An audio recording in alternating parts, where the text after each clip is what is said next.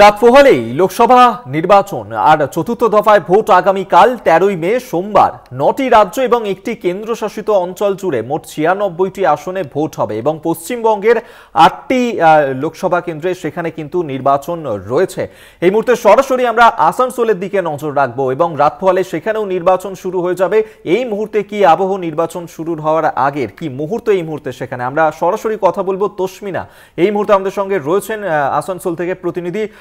তসমিনা, অত্যন্ত গুরুত্বপূর্ণ একটি লোকসভা কেন্দ্র আসানসোল, যেখানে আগামীকাল চতুর্থ দফার নির্বাচন রয়েছে এবং সেই নির্বাচনের আগের রাত অর্থাৎ এই মুহূর্তে কি পরিস্থিতি দেখতে পাচ্ছ গোটা আসানসোল চত্বর জুড়ে এবং কি আবহ সেখানে?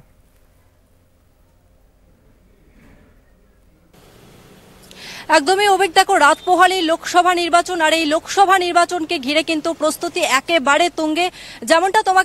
তুমি যেমনটা বলছিলে যে আসানসোল লোকসভা কেন্দ্র একেবারে হাই ভোল্টেজ লোকসভা কেন্দ্র, শাসক বিরোধী উভয় কিন্তু পাখির চোখ করেছে এই আসানসোল লোকসভা কেন্দ্রকে।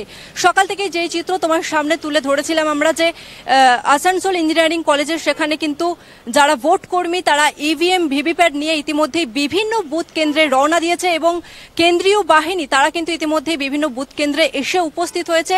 এর আগে অতীতে বহু অপ্রীতিকর ঘটনা ঘটেছে, তাই এইসব ঘটনার পুনরাবৃত্তি যাতে না হয় সেই কারণেই কিন্তু 88 কেন্দ্রীয় বাহিনী মোতায়েন করা হয়েছে এবার লোকসভা নির্বাচনে। তো তুমি যেমনটা জানো যে লোকসভার প্রথম দফাতেই 263 কোম্পানি কেন্দ্রীয় বাহিনী এসেছিল এবং একে একে তা বাড়তে শুরু করে শেষমেশ প্রায় 600 কোম্পানি কেন্দ্রীয় বাহিনী তারা কিন্তু রাজ্যে উপস্থিত হয়েছে। তার মধ্যে 88 কোম্পানি কেন্দ্রীয় বাহিনী তারা কিন্তু উপস্থিত রয়েছে আসানসোল লোকসভা কেন্দ্রতে। আর যেমনটা তুমি জানো যে আসানসোল লোকসভা কেন্দ্রে টিএমসির প্রার্থী করা হয়েছে শত্রুঘ্ন সিনহাকে, বিজেপির প্রার্থী করা হয়েছে সুরিন্দর সিং অহলুওয়ালিয়াকে এবং সিপিএম এর তরফ থেকে প্রার্থী করা হয়েছে জাহানারা খানকে। আমি তোমাকে যেমনটা বলছিলাম যে পাখির চোখ করেছে শাসক বিরোধী উভয় পক্ষ। আমার সঙ্গে রয়েছে আমার সহকর্মী পবিত্র, কাছ থেকে জেনে নেব। পবিত্র, এই যে লোকসভা কেন্দ্র আসানসোল তাকে কিন্তু পাখির চোখ করেছে শাসক বিরোধী উভয় পক্ষ, কেন?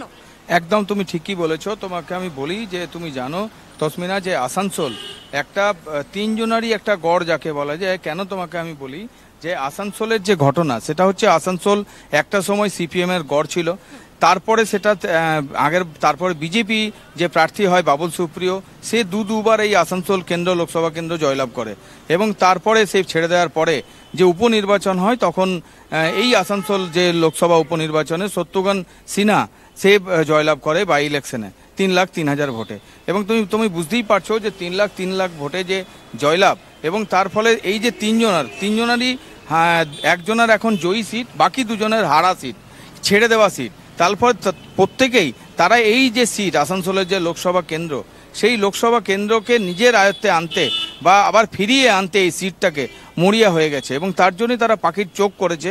এবং তার ফলে তোমাকে বলে রাখি যে এই আসানসোলে এর আগে খুন, বোম অনেক কিছুই ঘটেছে এই ভোটের দিনগুলোতে, কিন্তু এবারে ভোটের দিনে যেন কোনো রকমের অপ্রীতিকর ঘটনা না ঘটে সেই জন্য 88 কোম্পানি কেন্দ্রীয় বাহিনী সঙ্গে 5,462টি রাজ্য পুলিশকে এইখানে ডিপুট করা হয়েছে। এবং তোমাকে বলে রাখি যে তুমি জানো যে আসানসোল একটা বিভৎস মানে কি বলে যে আসানসোলে যে একটা গরম জায়গা যাকে বলে হটেজ, যেমন এমনি প্রাকৃতিক দিক দিয়ে হটেজ তেমনি এই ভোটের দিনেও একটা আলাদা পরিবেশ তৈরি হয়। কোথাও বোম পড়ে, কখনো গুলির কেস যেখানে দেখা গেছে রাজ্য জুড়ে কোথাও কিছু ঘটনা না ঘটলেও আসানসোলে ভোটের দিনে গুলিতে মারা গেছে এই ঘটনাও ঘটেছে। এবং সব দিকে তাকিয়ে তোমাকে বলি যে এখন মানুষ অপেক্ষা, সাধারণ মানুষের অপেক্ষা, ভোটারদের অপেক্ষা এবং প্রশাসনের অপেক্ষা যে আগামীকাল কত শান্তিতে বা নির্বিঘ্নে আসানসোলে একেবারে সেদিকে নজর থাকবে আমাদের যে আগামীকাল চতুর্থ দফার নির্বাচন রয়েছে এবং আসানসোলে সেখানেও নির্বাচন হবে, কতটা শান্তিপূর্ণভাবে সেখানে নির্বাচন হয় অবশ্যই সেই খবরের আপডেট তো আগামীকাল সকাল থেকে আপনাদের সামনে আমরা দিতে ধরবো। আপাতত ধন্যবাদ তসমিনাকে এবং পবিত্র ছিল তার সঙ্গে, দুজনকেই ধন্যবাদ সঙ্গে থাকার জন্য।